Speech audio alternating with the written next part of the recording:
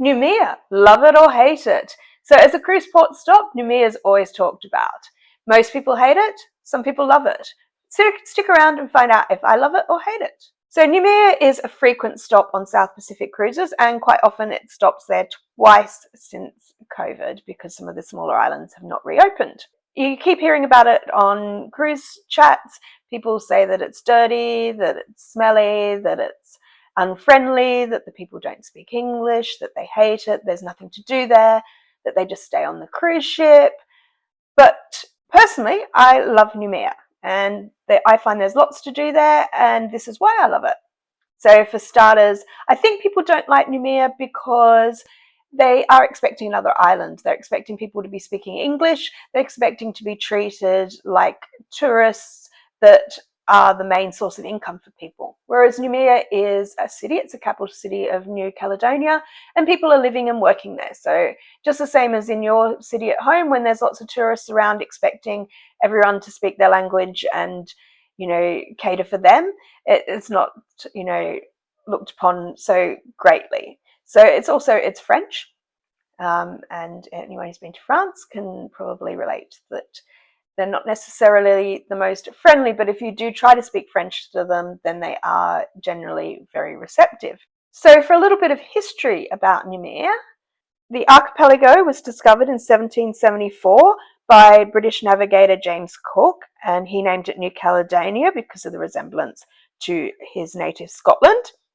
So it was inhabited by Melanesians, more commonly known as Kanaks, and on September 24, 1853, it was possessed by the French, and the British abandoned it, and it has been French ever since. Noumea is the capital of New Caledonia and has been since 1854.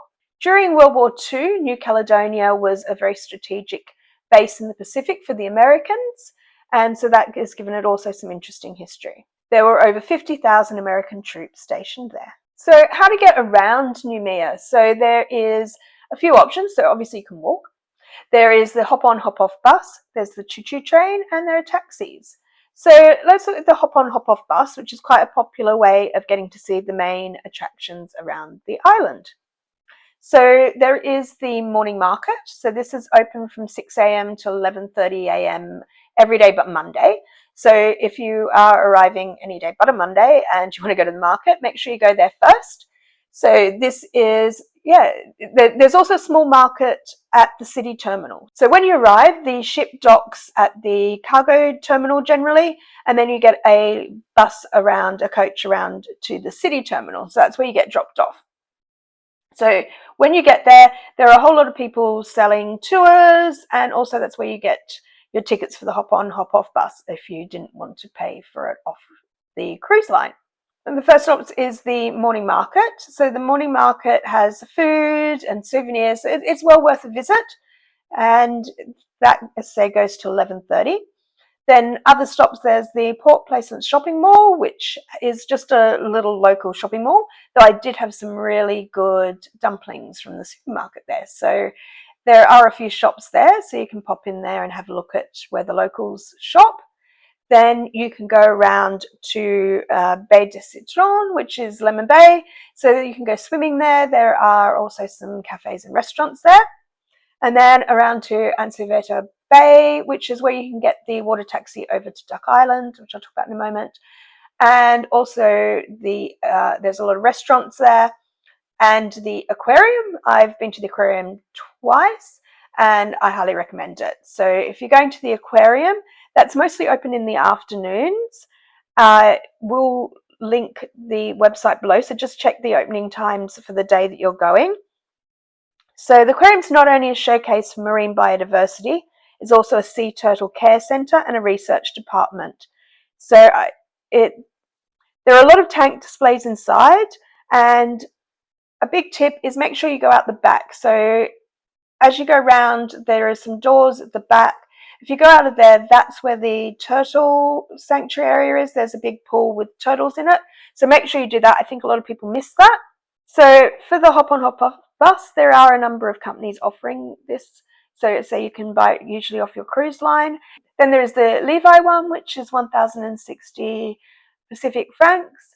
which I think is the best one. But do check out the boards of where they're going. So I know when we went, one of the offers, they weren't going to the shopping mall. So if you were wanting to go there, just make sure they're going there, especially if it's a hot day, because whilst everything is kind of walkable, you probably do want to use the bus, especially if you're going to go like around to Lemon Bay, because that is a bit of a trek. They leave every 20 to 25 minutes and just do the circuit around. So another option is the choo-choo train. So this is more for sightseeing. So there is an offer usually off the cruise ships that's much more expensive. Levi also do one of these, and there's is the little green train, and I highly recommend this. We've done that and it was a great trip. Really enjoyable. We had a really interesting guide. Really enjoyed this trip. So it goes up and around the island. You visit Coconut Square, Faubourg Blanchot with its colonial houses, and up to the Watoro Lookout, around to Ansevada Bay and Baie de Citron, and it stops about 10 minutes at the lookout so you can get some pictures. And interestingly, up at the top of Watoro, there are a couple of large guns that were installed by the Australian Artillery Unit during World War II. So that's kind of a little bit of an interesting history to have a check out while you're on that tour. The other main option is going to one of the other islands around there for some snorkeling. So you can go to Duck Island. So if you just go around to Ansevada Bay, and you can get a water taxi over there, or you can do a tour through, for instance, the company that I've used is Noumea Turtle Tours, which I will link down below.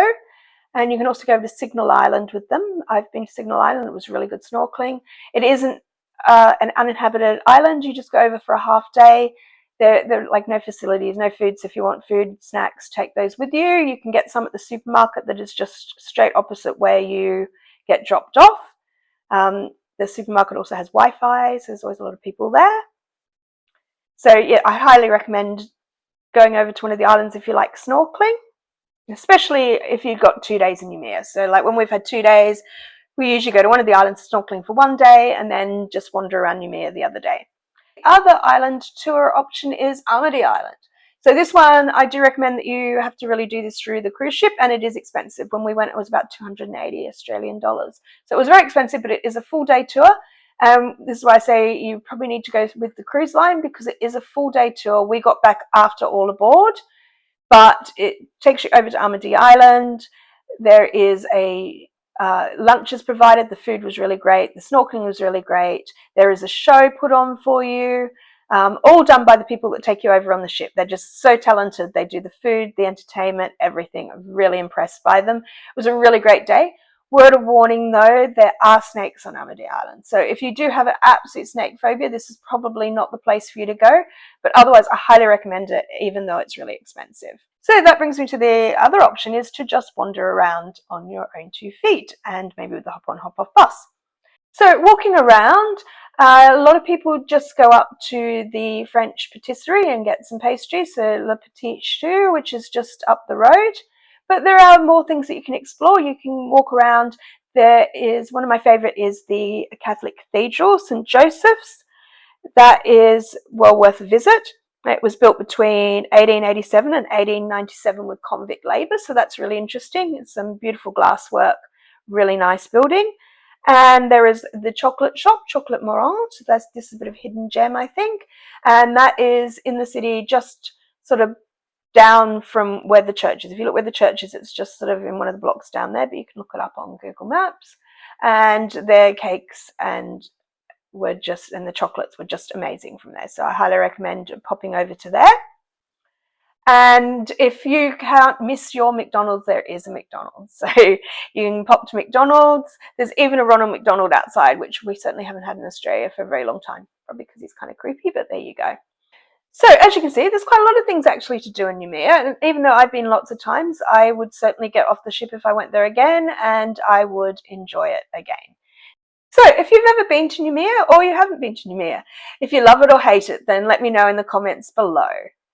And if you've ever been to anywhere else in Noumea that you can highly recommend, then let me know, because I'm always looking for new places to go to. So please like and subscribe to this video. It really does help my channel grow. Thanks a lot, and see you next time.